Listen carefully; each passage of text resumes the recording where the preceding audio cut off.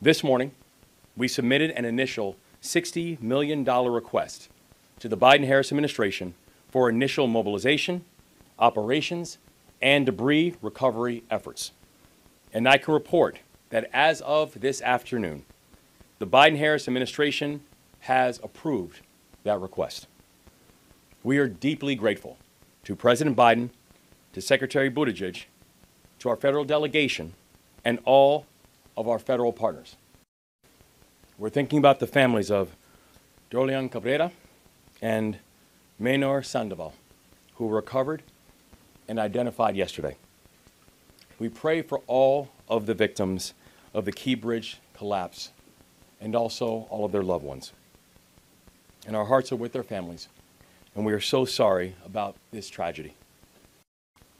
At this point in the recovery, we are moving at full speed on a number of key priorities, and I've issued 4 directives to this team. The first, we need to continue to focus on recovery because it is our obligation to bring a sense of closure to these families. The second, we need to clear the channel and open vessel traffic to the port because the health of the Maryland economy and the national economy depends on it. Third, we need to take care of all the people who have been affected by this crisis. And that means the families, that means the workers, that means the businesses, that means the first responders, that means everybody. We need to rebuild the Francis Scott Key Bridge.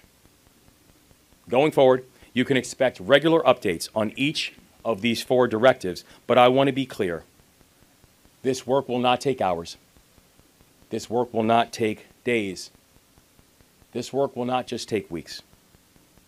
We have a very long road ahead of us.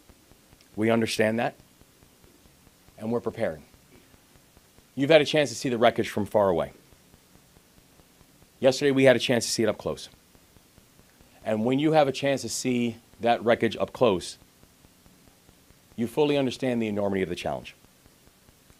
This is an incredibly complex job, and our timeline will be long.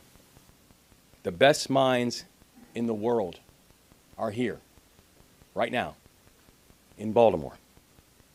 They are working on this project in a methodical and a rigorous way, and we are continuing to work with leaders in the community to provide the support to the families and all of those affected.